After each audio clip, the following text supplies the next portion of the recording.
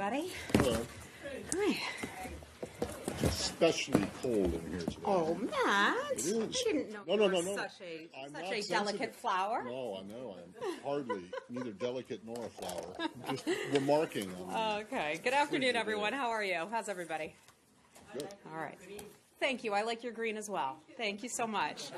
Okay, we've had a busy day here today at the State Department, starting with the Secretary announcing the International Religious Freedom Report and the rollout of that today. Earlier today, the Secretary released the State Department's annual report on international religious freedom that provides an overview of the status of religious freedom today in nearly 199 countries and territories. In his remarks, Secretary Tillerson affirmed that religious freedom is a foreign policy priority in this administration. As the Secretary said today, no one should have to live in fear, worship in secret, or face discrimination because of his or her religious beliefs. The Secretary also called out the egregious examples of those who deny individuals their fundamental freedom to exercise or practice their religion or belief. In particular, he called out the crimes of ISIS for what those crimes are: genocide. There can be no doubt about that. ISIS is clearly responsible for genocide against Yazidis, Christians, and Shia Muslims in areas it controlled.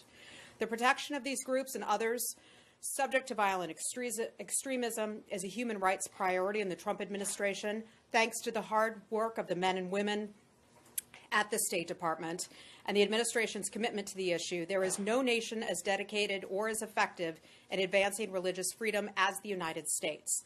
The 2016 annual report on international religious freedom can be found on our website, and that is a big part of our effort.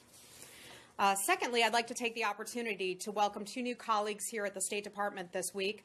First, Nathan Sales has started his work as the State Department's coordinator for counterterrorism. We had a nice chat yesterday, so welcome to him. Before he joined us, Mr. Sales was an associate professor at Syracuse University College of Law.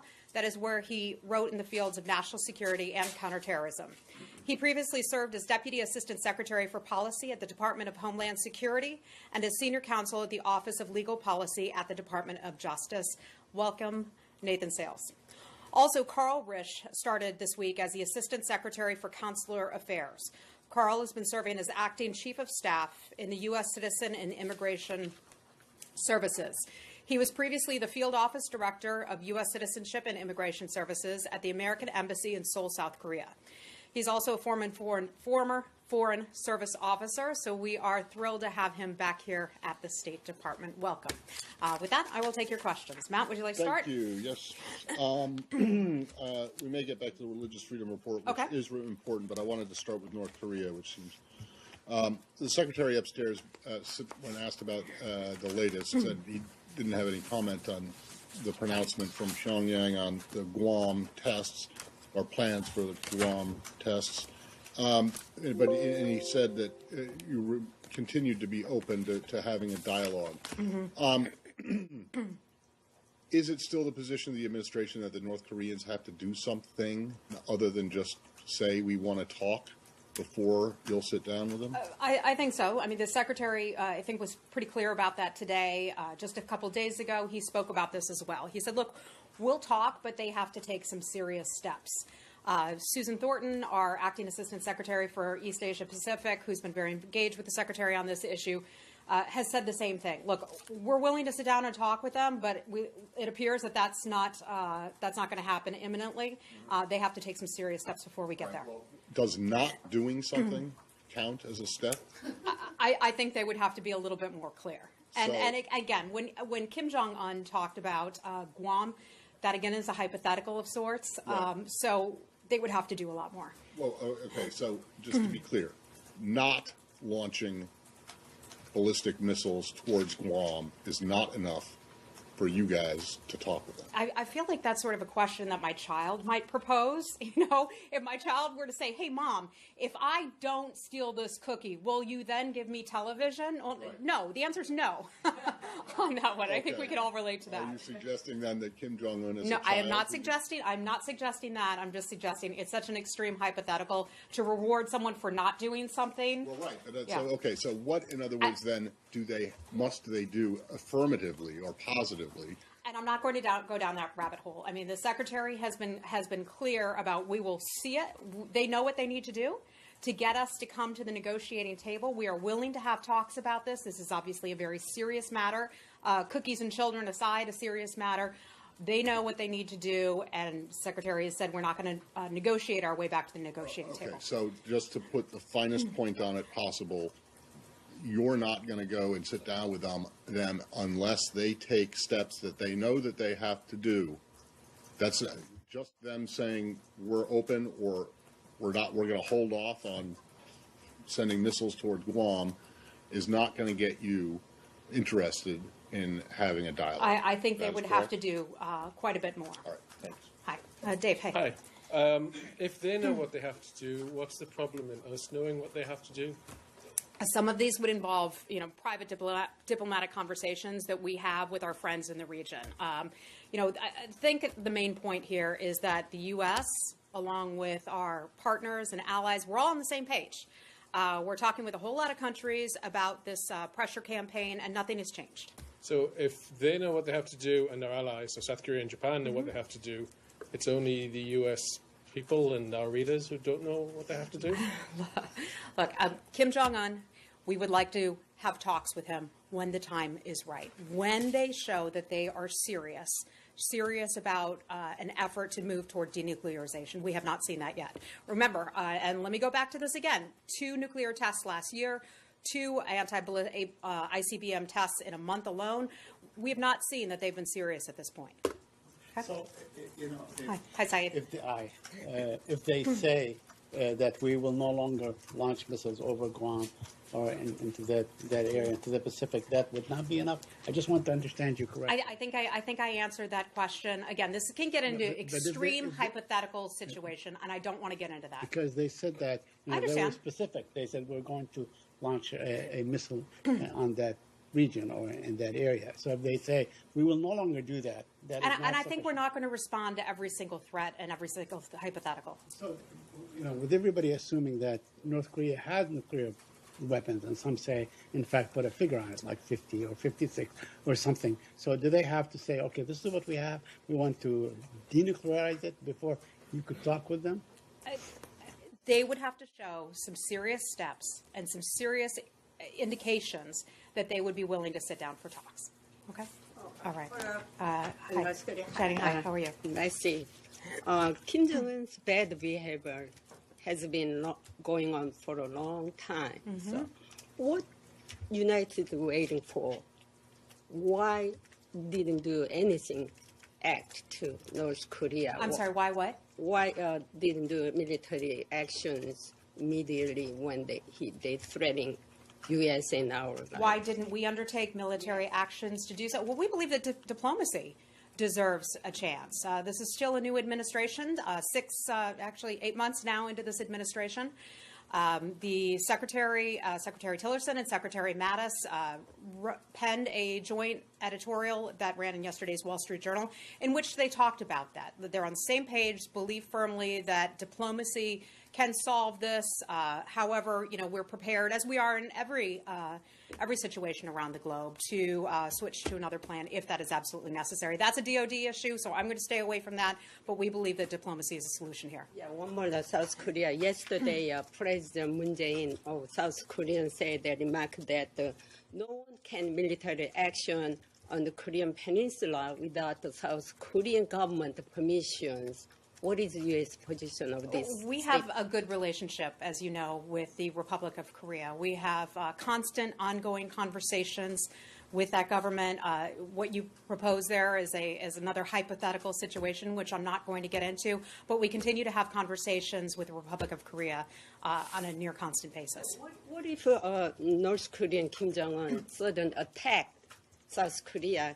Can the United States engage in the military? As you know, South Korea is an ally of ours, and as we do with our allies and friends, we pledge to protect them as well.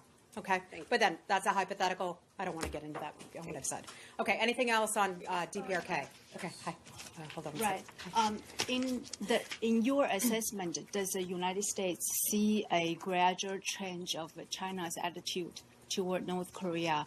Do you think they see North Korea more of a liability than asset? I think, and we saw this about a week and a half ago, 2 weeks ago, when China voted in support of the UN Security Council resolution. We were really pleased to see them take that step.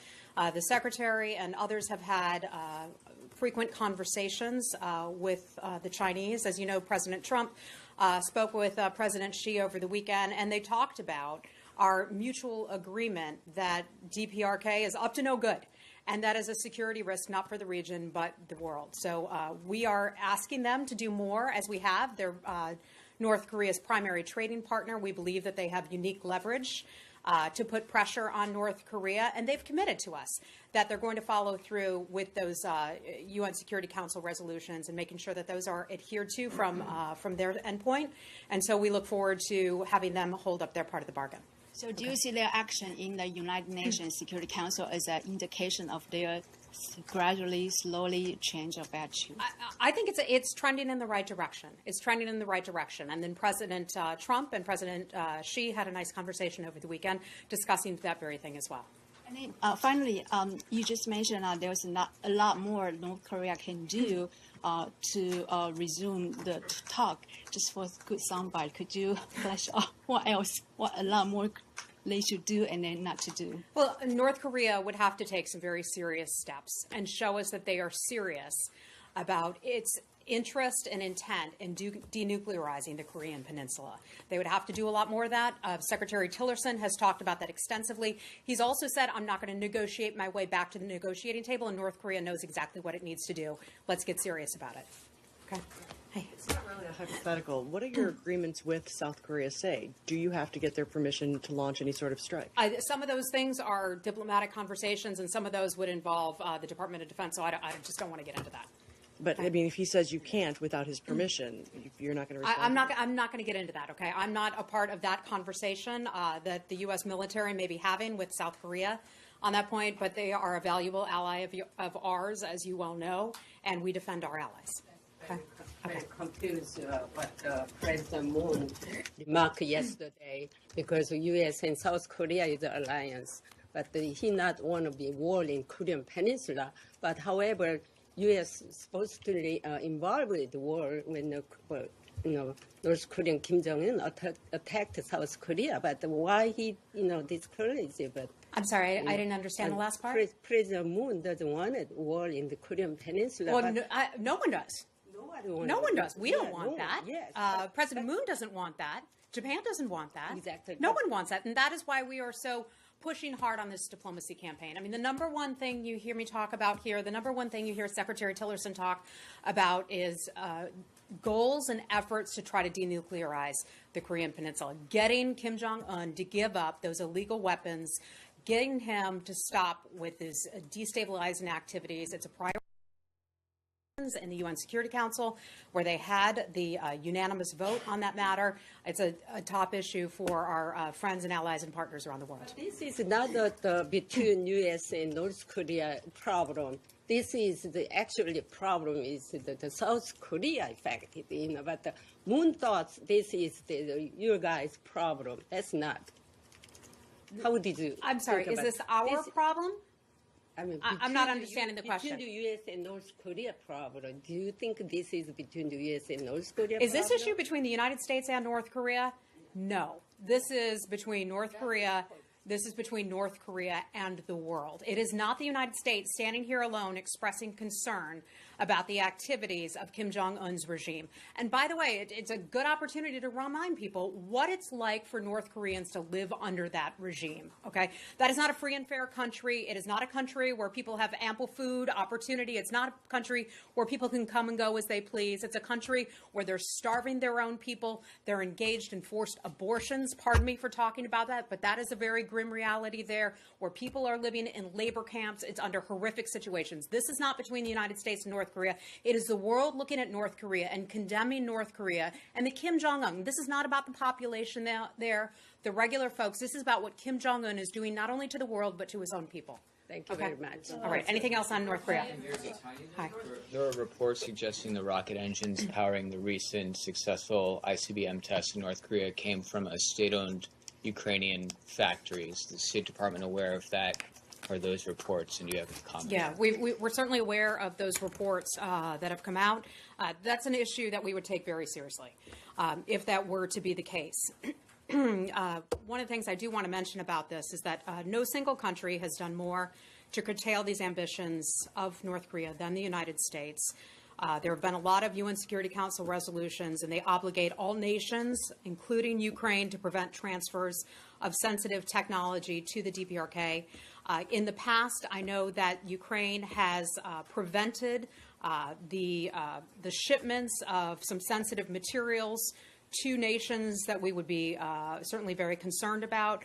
We have a good, solid relationship with Ukraine. As you know, President Poroshenko was over here a couple months ago, meeting with the president, also meeting with Secretary Tillerson. As a general matter, we don't comment on intelligence reports. Ukraine, though, we have to say, has a very strong non-proliferation record, and that includes specifically with respect to the DPRK. Just directly to follow up on that. Yeah. Ukraine today have confirmed that the rockets did come from the factory, but they say they were made before. I'm sorry, who confirmed this? The Ukrainian government confirmed it did come from their factory, but before 2001, when they were part of the Soviet Union. And they said those rocket motors were transferred to what is now Russian control. Yeah, I don't have any information about that particular report. I'm not aware of what you say that the Ukrainian government has just said. If I have anything on that for you, I'll get it to you, but I'm not familiar with that. Okay. Anything else on this? Okay. Let's stick with North Korea, clean out North Korea, then we'll go somewhere else. Meaning, let's finish that topic before we move on to something else. Okay. I just want to be clear.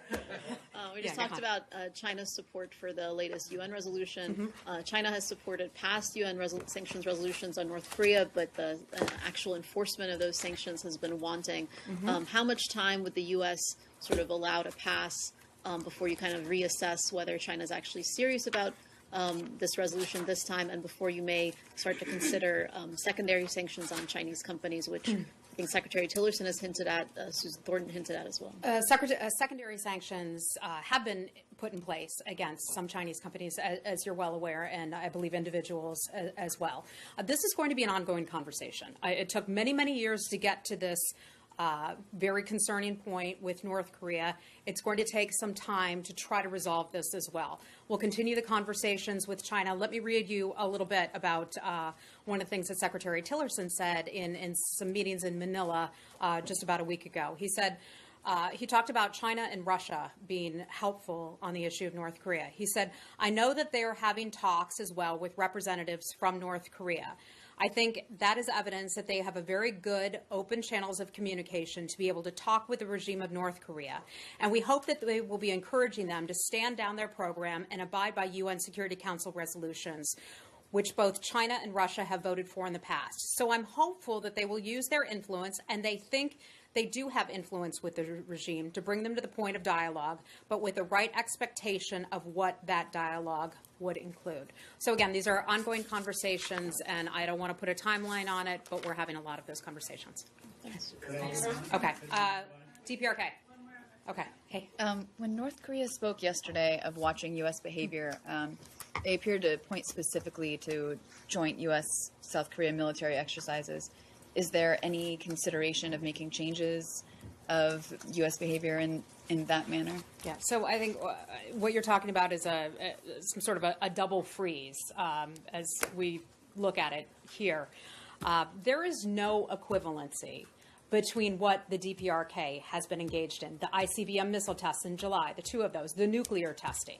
Compare that to the legal activity that the U.S. and South Korea is engaged with in terms of its joint military exercises. Those joint military exercises have taken place for a very long time.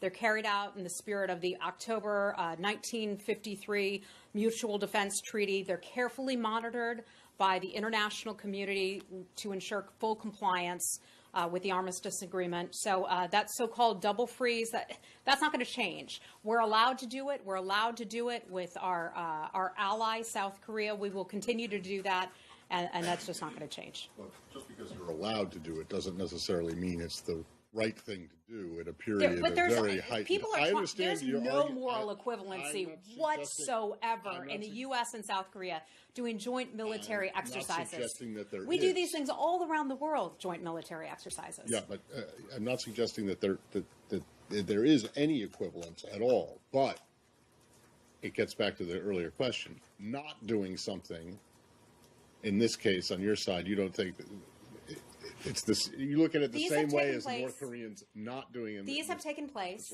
since 1953 Yeah. or thereabouts. It is an agreement that we have with the Republic of Korea.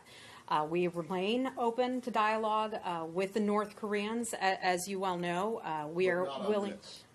No, not on this. Thank you. Thank you for asking that for clarification. On the denuclearization of the Korean Peninsula. But this, there's no moral equivalency between our interactions with South Korea and what the DPRK has done. And the international world, the world recognizes what DPRK is doing is unstable, it's unsafe, and it's flat out wrong. Okay? Okay. Are we done with DPRK? I think we should move on. Okay. Okay. Let me come back to you because we already got a question. Hi, how are you? You hold on. Let me go to somebody else. Saeed, I don't want to read about this online. You already asked one question. Okay, hold on. Okay, I'm teasing you. Go right ahead. North Korea has said that now is not the time to discuss American detainees. Do you have a response to this? And also, do you have an update on their situation? Yeah. So we have 3 Americans who are being held by the DPRK. I know that our Ambassador Joe Yoon, when he was there a month or 2 ago, was able to take a look and meet with our Americans who are being held there. We remain very concerned about their status, about their care. This is another reminder to Americans to not go to the DPRK. It is not safe there, including things that may be considered legal here would not necessarily be considered legal there. So let me just use it as a reminder to please avoid going to North Korea until we get that so-called travel ban in place. When I have updates for you on those Americans who are being held, I'll be sure to bring them to you because that was something that we would certainly like to see our Americans come home. And then in that Wall Street Journal op-ed that you mentioned that was penned by Secretary Tillerson and Mattis, they said that an indication of good faith would be an immediate cessation of provocatory threats and also a halting of nuclear and missile tests. But what about the returning of American detainees? Yeah, I think I'm just going to leave it at that at the point. Okay. Okay. All right. Let's move on from DPRK. Okay. Hi, Lori. I'm sorry. You want to talk about what? Iran? Iran. Okay. On Sunday, Iran's parliament passed legislation to increase spending on its ballistic missile program and on the IRGC, which the U.S. has designated a terrorist organization. And today, the Iranian president said Iran's nuclear program could be restarted within hours and it would be more sophisticated than before if there are more sanctions. What's your response to all that? I'm not going to respond to that threat or that hypothetical from President Rouhani. The Trump administration remains committed to countering a full range of threats that Iran poses, not just to the region, but also to the world, including its ballistic missile development.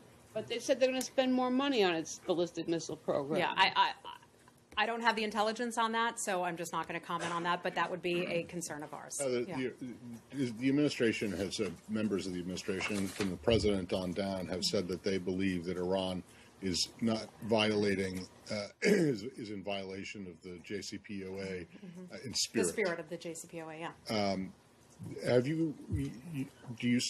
Does the administration still believe that they are adhering to the letter of the JCPOA? There's a full Iran review policy that is still underway, so I don't want to get ahead of what that review policy is going to be. In terms of where we have stood at this point, the United States has, from the IAEA, then recertified to Congress, so they know where we stand on that issue.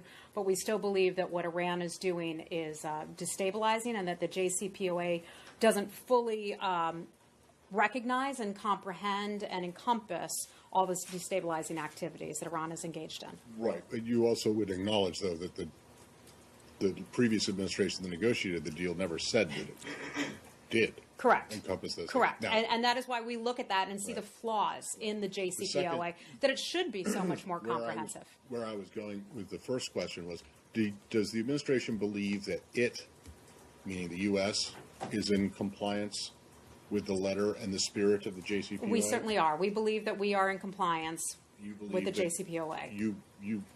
Your position is that you are not you're not violating the spirit of it by not encouraging European companies or other companies to do business with Iran? I know that we have ongoing conversations with many other countries to discuss this. I know that other countries also share our concerns about what I'll just broadly call the destabilizing activities. We know what they do in the region. We know what they do to some of our U.S. Navy ships. I mean, that's just one example of some of the things that they do. So, in other words, the administration believes that the sanctions relief that it continues to provide to Iran is in keeping with your commitments under the we under continue the to have deal. some of these conversations with other nations as well, and keep an eye on those things. No, right, but as far as sanctions relief is concerned, the administration believes that it is fully complying with the terms of the agreement.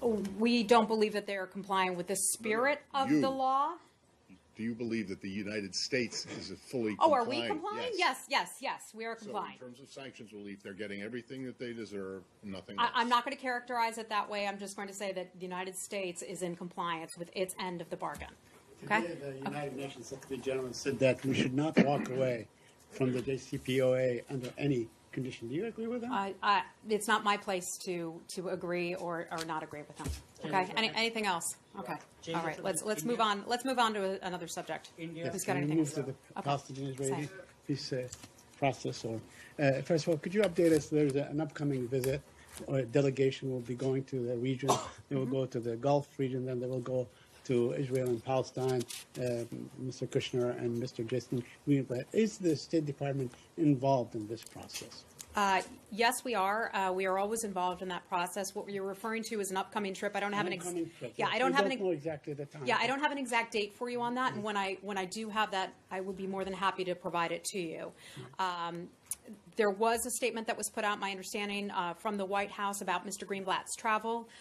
He will be accompanied by Jared Kushner as well as Dina Powell on this trip. So I know we are looking forward to supporting them, as we always do, on their constant travels over to that region.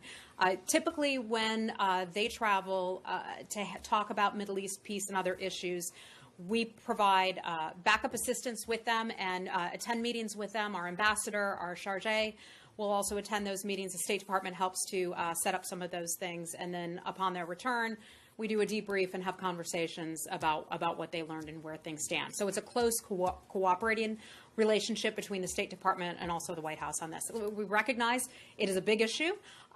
This has failed a lot of past administrations, and we feel that this is a good new effort, a fresh effort to put forward to have the White House and the State Department working in concert on this.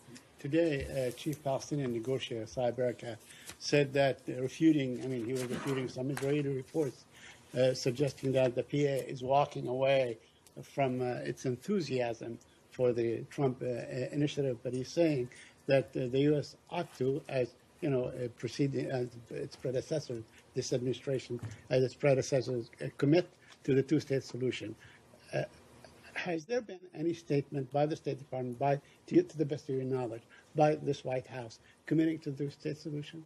One of the things that we have said is that both parties need to be willing and need to be able to agree to something. And if they're willing to negotiate and agree to that, they are the ones that have to live with that day in and day out, and we will support them in those efforts. But the whole Oslo process, which the United States is really the shepherd of, is premised on the two-state solution, correct? Look, both parties have to be willing to live and to work with us, and we will help support them in that. I think that is ultimately up for those parties to decide. And I have one last question, Okay, I promise, go ahead. on this issue. Yesterday or today, the daughter of the American ambassador to Israel, Talia, immigrated to Israel, and she's presumably will be joining the Israeli army. Is that a good practice for the American ambassador to have his daughter join the Israeli army? I'm not aware. That is perceived as an occupation. This report is news to me. I'm not aware of that report, but I'll certainly look into it. I'm not sure we would have a comment on it, but I can certainly look into it. Okay. What else do we have today? Are we done? Iraq. Okay. Hi. How are you? How are you?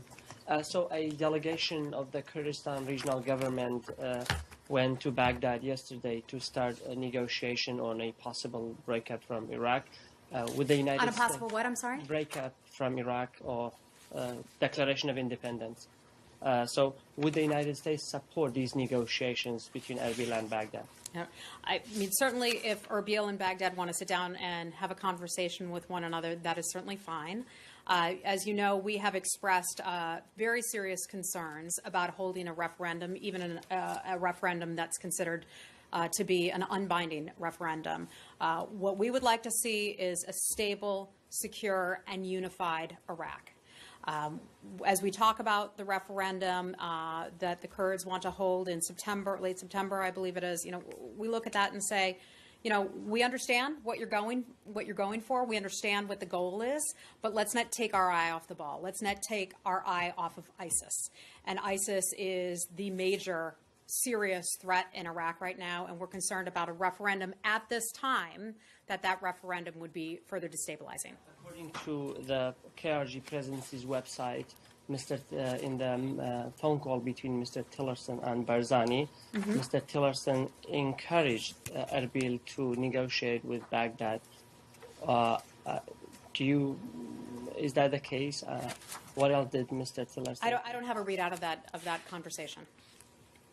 Okay. Right. Yeah. Your objection is to the timing of the referendum. We've talked about that. Yeah, I think I've been clear about the concerns related to the timing of the referendum. But it's not about the referendum itself, it's the timing. And ultimately, this is going to have to be worked out with the Iraqi people, but I just want to be clear, ISIS is the main fight that Iraqis have been fighting for years now, hoping to get people back into Western Mosul as they've started to come back in. There are operations taking place up in the north in Tal Afar.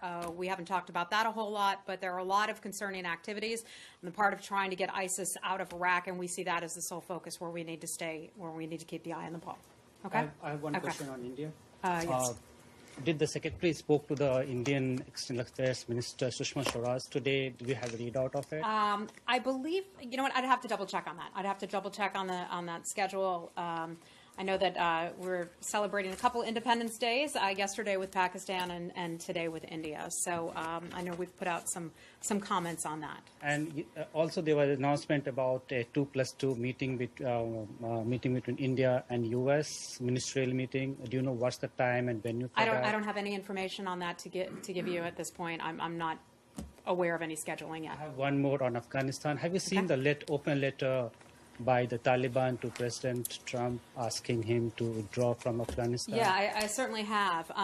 So I'm not going to comment on any statements put out by the Taliban on that. Let's not lose focus here that I'll say this about another country, destabilizing activities. What is going on in Afghanistan is a result of the Taliban. We've seen, and there was a report out not that long ago about the increase in attacks on civilians, which largely included women and children. That is being perpetrated by members of the Taliban. Let's not lose focus that the Taliban is behind many of those attacks, many of the increase in civilian casualties. That undermines the Afghan population and also the Afghan government as well. So let's not lose focus on that. I've got to leave it there. Withdrawal from Afghanistan is not an option at all. Pardon me? Withdrawal from Afghanistan that is not my position. I know that that is not my place to talk about that whatsoever. I know there are a lot of various options on the table that the U.S. government is considering as it reviews its Afghan policy.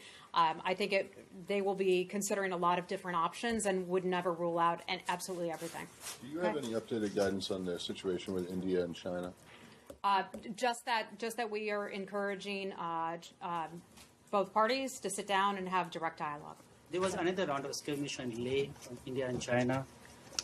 I'm sorry, what? There was another round of tension. Yeah. Today, earlier. Okay. You can update us on that. Hi, everybody. Hello. Hi. Especially cold in here today. Oh, Matt. It is. I didn't know No. you were such a delicate flower. No, I know. I'm hardly neither delicate nor a flower. Just remarking on Okay. Good afternoon, everyone. How are you? How's everybody? Good. All right. Thank you. I like your green as well. Thank you so much. Okay, we've had a busy day here today at the State Department, starting with the Secretary announcing the International Religious Freedom Report and the rollout of that today. Earlier today, the Secretary released the State Department's annual report on international religious freedom. that provides an overview of the status of religious freedom today in nearly 199 countries and territories. In his remarks, Secretary Tillerson affirmed that religious freedom is a foreign policy priority in this administration. As the Secretary said today, no one should have to live in fear, worship in secret, or face discrimination because of his or her religious beliefs. The Secretary also called out the egregious examples of those who deny individuals their fundamental freedom to exercise or practice their religion or belief. In particular, he called out the crimes of ISIS for what those crimes are: genocide. There can be no doubt about that. ISIS is clearly responsible for genocide against Yazidis, Christians, and Shia Muslims in areas it controlled.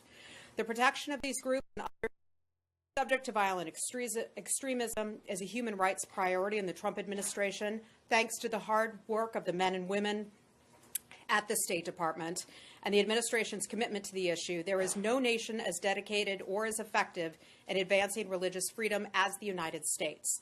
The 2016 annual report on international religious freedom can be found on our website, and that is a big part of our effort. Secondly, I'd like to take the opportunity to welcome two new colleagues here at the State Department this week. First, Nathan Sales has started his work as the State Department's coordinator for counterterrorism. We had a nice chat yesterday, so welcome to him. Before he joined us, Mr. Sales was an associate professor at Syracuse University College of Law. That is where he wrote in the fields of national security and counterterrorism. He previously served as Deputy Assistant Secretary for Policy at the Department of Homeland Security and as Senior Counsel at the Office of Legal Policy at the Department of Justice. Welcome, Nathan Sales. Also, Carl Risch started this week as the Assistant Secretary for